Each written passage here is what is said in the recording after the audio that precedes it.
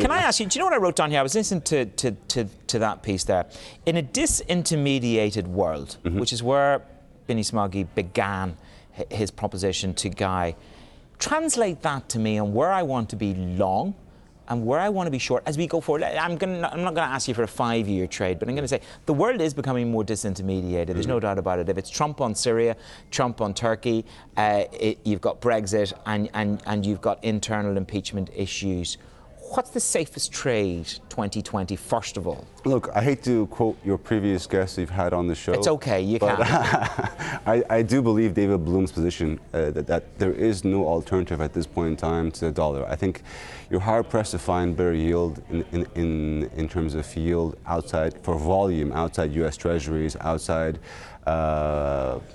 dollar, outside Asian dollar-denominated debt. I think the trades for the year next year probably are going to be more along the lines of Chinese fixed income, Asian fixed income, because that's the only place where... Is that a chase for yield? I mean, we'll talk more about EM a little bit later on. I think we're looking for yield now. At this point in time, I think we're looking for a yield. We know the curve is going to stay flat for quite a long time right now.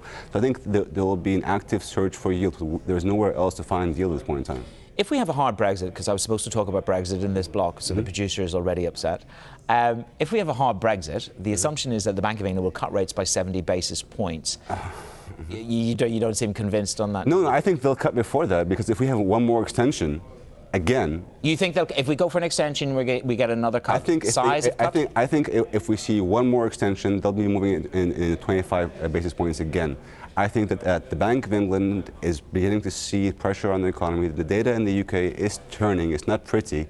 And I think if we see that the lack of progress in finding a resolution, we'll see the Bank of England move before the Brexit if we have one more extension.